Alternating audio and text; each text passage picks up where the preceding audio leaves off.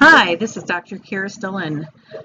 We're going to start talking about paraphilic disorders, and these have to do with items of a sexual nature, so probably not great videos for children, to say the least.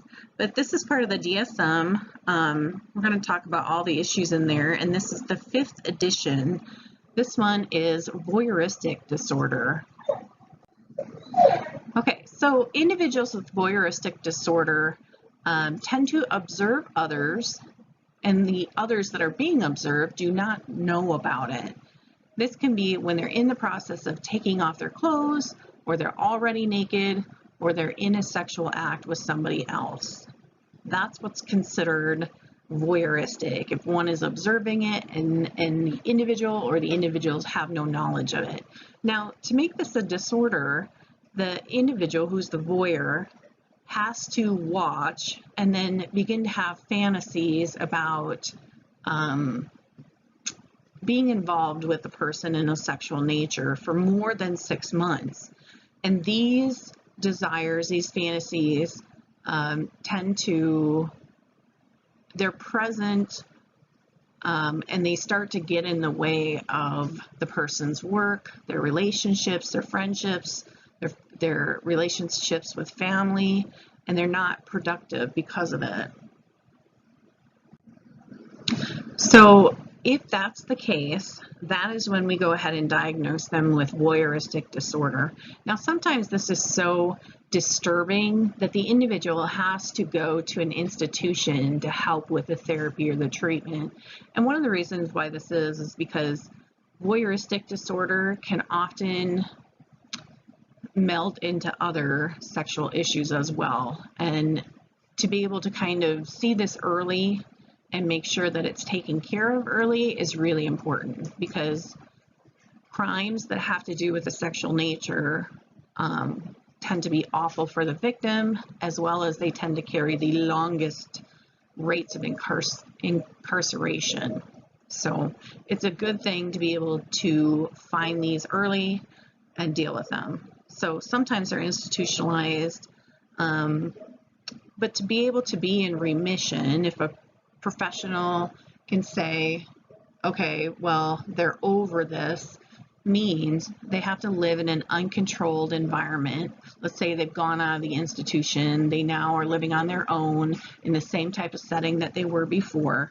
If they can go 5 years without this observation, without people knowing it, and or the fantasies as well, we consider that person in remission. Now, an individual that doesn't act out or play on these fantasies, we label that as voyeuristic sexual interest. We don't label it voyeuristic disorder until they have acted upon it with somebody playing the role of non-consenting individuals. So, all right. Lastly, I took a look at some of the laws that were out there, because when you look at mental illness, there's the law aspect, and we don't always get into the law aspect with things. So I wanted to kind of find out what was out there, and there wasn't a ton. Federal law, though, voyeurism, so I looked at Iowa because that's where I'm from, and the only thing they had on that was stating that voyeurism should not be considered a disability. So nobody should get any of the items that somebody with a disability would have or would gain. But there was a law out there known as Video Voyeurism Law of 2004. And what this is that if someone makes a film where they're observing somebody else that is not aware that they're there, there needs to be a reasonable amount of privacy where the person believes that they're alone, that they feel that they can get changed or dressed without anyone's knowledge or without anybody seeing it. So that could be a bedroom, a bathroom, changing room. And if someone else videotapes them taking out their clothes, being in a sexual act, or being nude, and if they then sell that image or send it or share it with others, this is absolutely illegal. And they can be convicted of a 1st or 2nd degree.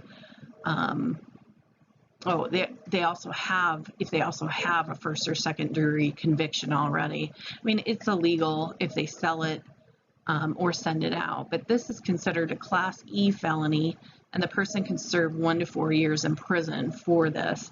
So I just wanted to kind of stick the law in there too and make sure we covered that with the mental illness. Even the viewing of someone underneath their clothes. So even if your camera catches underneath somebody's skirt or down their blouse or whatever, maybe there's a mirror on somebody's shoes with and they're videotaping that, it's illegal. And then any filming of a minor in a voyeuristic manner in any way is absolutely illegal. Just having pictures of anyone naked under the age, if you're 18 and you have pictures of somebody under the age of 18, that is absolutely illegal.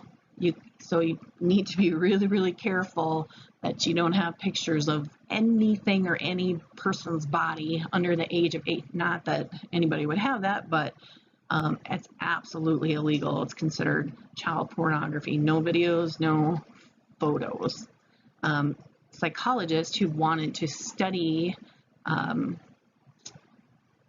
pedophilia cannot, it's tough because they cannot have any type of image. So when they're doing testing, there's a special term for it. It's like penile something, where they check out the blood flow to the penis during this test, and they never can get a good range on it because it's absolutely illegal to have child porn. So they end up, having to dress up people that are 18 to make them look younger. And, it's one of those things that if we want science on it, you don't want to hurt anybody in the process, but we also want to take these issues seriously. It's been so taboo in our society, but in order to get rid of the problem, we've got to discuss the problem, and we have to understand it from a scientific sense. So, maybe they can get to a point where they lock that stuff up and have some type of ethical watch over each other.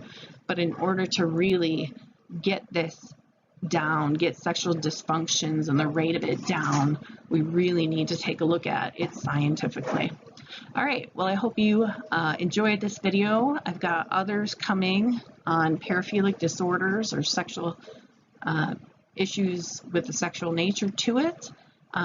Also, if you like the video, please click the like button, and I will be back. Thank you very much.